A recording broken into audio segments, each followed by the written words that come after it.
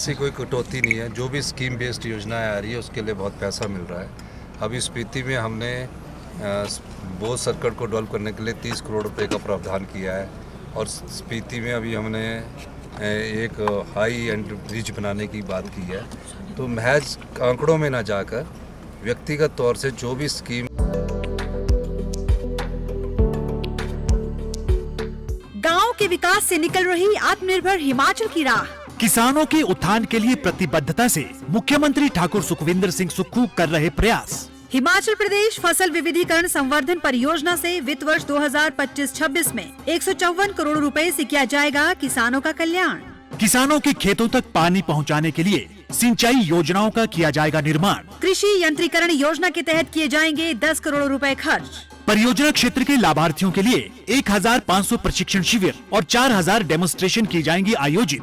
2400 demonstration से पौष्टिक अनाज के बारे में दी जाएगी जानकारी। मुख्यमंत्री खेत संरक्षण योजना के तहत सोलर फेंसिंग, जालीदार और कांटेदार बाड़बंदी से किसानों को दिया जाएगा लाभ। बता रही किसानों के चेहरे की मुस्कान, आत्मनिर्भर हो रहे हिमाचल के किसान। सूचना एवं जनसंपर्क विभाग हिमाचल प्रदेश सरकार द्वारा जनहित में जारी। हमारे को अनुराधा जी बता रहे हैं उन स्कीम्स पे हम पैसा उपलब्ध करवा रहे हैं।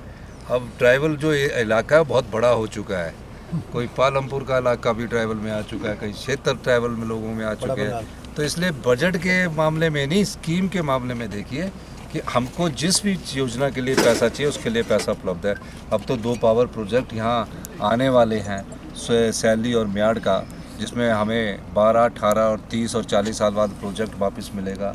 यहाँ के लोकल लोगों को रोज़गार मिलेगा और दूसरा यहाँ के लोकल लोगों को काम मिलेगा। 1% का लाडा भी इस क्षेत्र के लिए डेवलप होकर आएगा।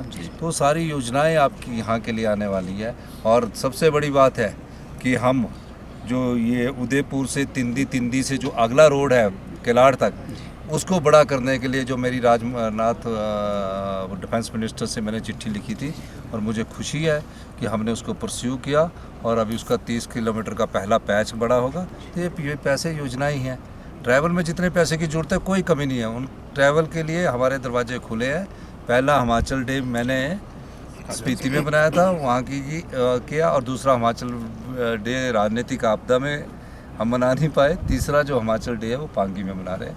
तो ट्रैवल क्षेत्र में इस प्रकार की सिर्फ राजनीतिक बयानबाजी होती है और राजनीतिक बयानबाजी का लाभ नहीं, ऐसी कोई कटौती नहीं है। जो भी स्कीम बेस्ड योजनाएं आ रही है उसके लिए बहुत पैसा मिल रहा है।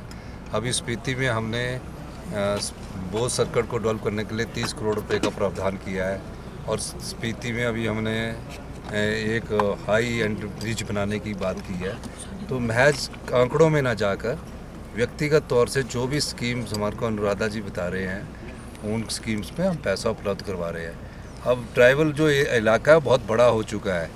कोई पालमपुर का इलाका भी ट्राइबल में आ चुका है, कई क्षेत्र ट्राइबल में लोगों में आ चुके हैं। तो इसलिए बजट के मामले में नहीं, स्कीम के मामले में देखिए कि हमको जिस भी योजना के लिए पैसा चाहिए उसके लिए पैसा उपलब्ध है।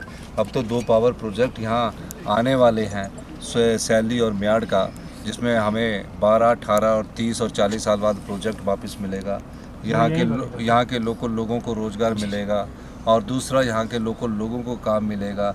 1% का लाडा भी इस क्षेत्र के लिए डेवलप होकर आएगा। तो सारी योजनाएं आपकी यहाँ के लिए आने वाली है।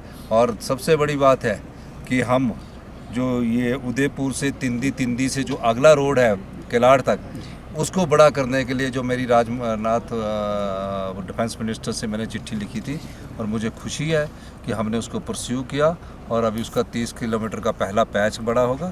तो ये पैसे योजना ही हैं। ट्रैवल में जितने पैसे की ज़रूरत है कोई कमी नहीं है। उन ट्रैवल के लिए हमारे दरवाजे खुले हैं। पहला हिमाचल डे मैंने स्पीति में बनाया था, वहाँ की किया, और दूसरा हिमाचल डे राजनीतिक आपदा में हम मना नहीं पाए। तीसरा जो हिमाचल डे है वो पांगी में मना रहे हैं। तो ट्रैवल क्षेत्र में इस प्रकार की सिर्फ राजनीतिक बयानबाजी होती है और राजनीतिक बयानबाजी का लाभ